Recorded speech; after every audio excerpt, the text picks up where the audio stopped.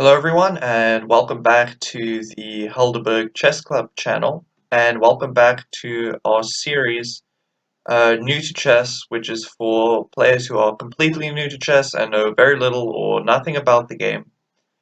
And in today's episode I'm going to be talking about some basic tactical motifs in chess, some common tactical themes that you'll see. So first up here on this board I'm going to show you what a fork looks like. And a fork in chess is essentially when one piece is attacking two or more pieces of your opponent at the same time. So, for instance, in this position, if white were to play this knight to g4, we notice that the king is checked.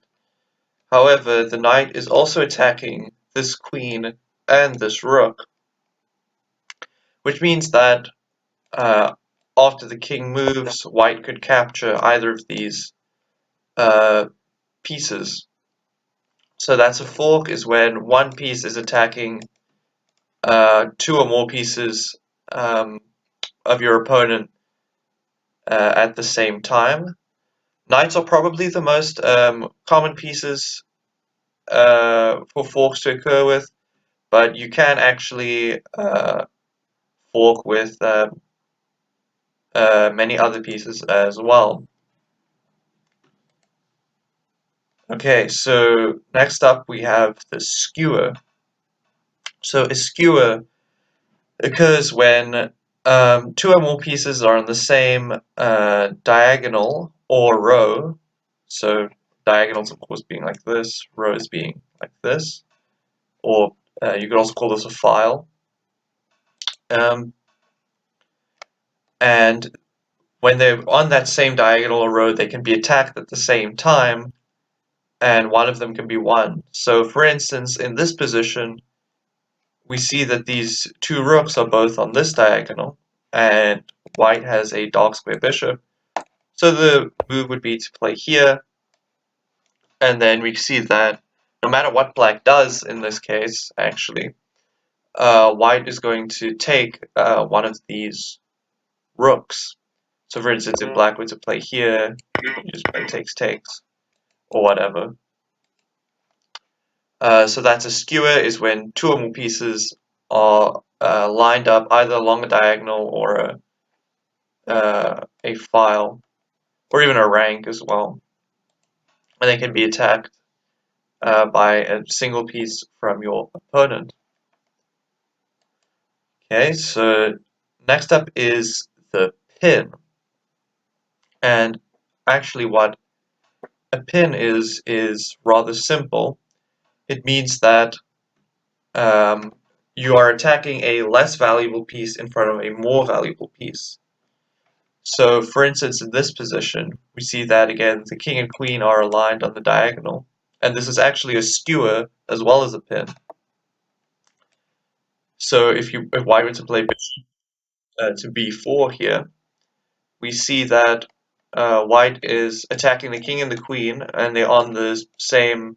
They're in the same diagonal. They're on the same line.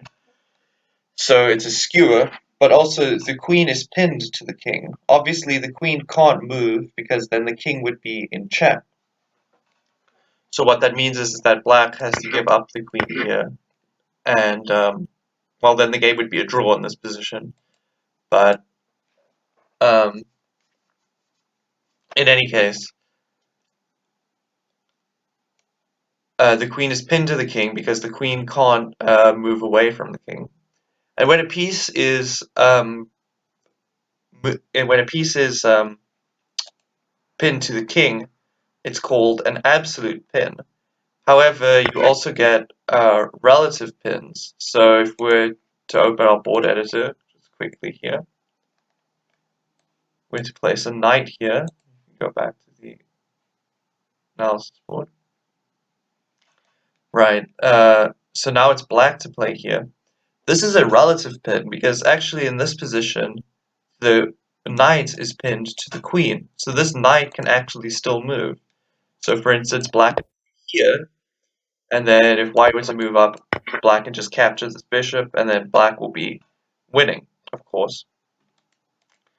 So that's the difference between absolute and relative pins. The absolute pin is when something is pinned to the king, so it can't move. Relative pin means that uh, the knight is less valuable than the queen, right? It's relatively less valuable than the queen. However, it can still move. It's not, you can sacrifice your queen, or you can play like this knight check, winning the bishop. Again, we actually see the motif of the fork here. So those are the differences between relative and absolute pins. Okay, so next up I want to show you discovered attacks. So in this position, the first thing that you should notice is that these queens are on the same file, on the same line. So they're actually nicely aligned for a tactic. So right now, obviously, this queen's attack is blocked by the bishop. But after white moves here, bishop c4 check, attacking the king, black must now move their king, or they could block with the queen, but then obviously you just take the queen. And after black moves the king, for instance king g7, we see that the queen is actually attacked, and now we can capture it. So this is called a discovered attack, because the attack was not directly visible before, but after this move, then the attack becomes clear, and black is going to lose their queen. Okay, so next I'm going to show you what double check is. So double check usually means that you have to move your king, and it's when two pieces essentially check the king at the same time. So for instance, in this position, we actually see that the queen and the king are nicely aligned. And if white were, for instance, to play here, we see that white is checked not just by the bishop, but also by the queen. Black has been checked not just by the white bishop, but also by the white queen. And actually, this is an example of a discovered attack again, because the queen and the king were aligned, but it wasn't clear until the bishop moved. So you revealed the attack here. So this would be an example of a double check, and okay, black has to move the king. Okay, and finally, we have the theme of removing the defender and overworked pieces. So it's white to play in this position, and one of the things that you should notice is that this rook and this knight are both defended only by this queen.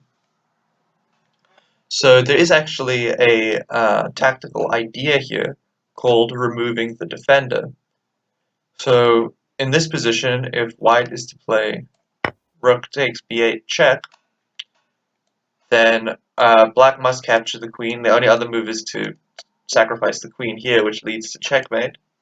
So if black takes with the queen, then we've actually noticed that black is no longer defending this knight with a queen, because the queen captured the rook on b8 just now, and then white can capture this knight with queen takes c5.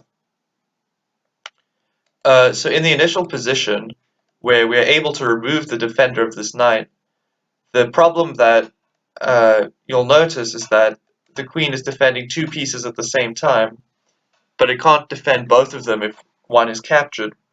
So the queen is usually referred to as an overworked piece, or you might also hear it called an overloaded piece, because it's defending two other pieces at the same time, but it can't defend both of them if they're captured. So this very often leads to tactical ideas where you are able to win a piece. Alright, well, thank you for watching this video. If you enjoyed it, please like, comment, and subscribe. Have a nice day, and keep playing chess.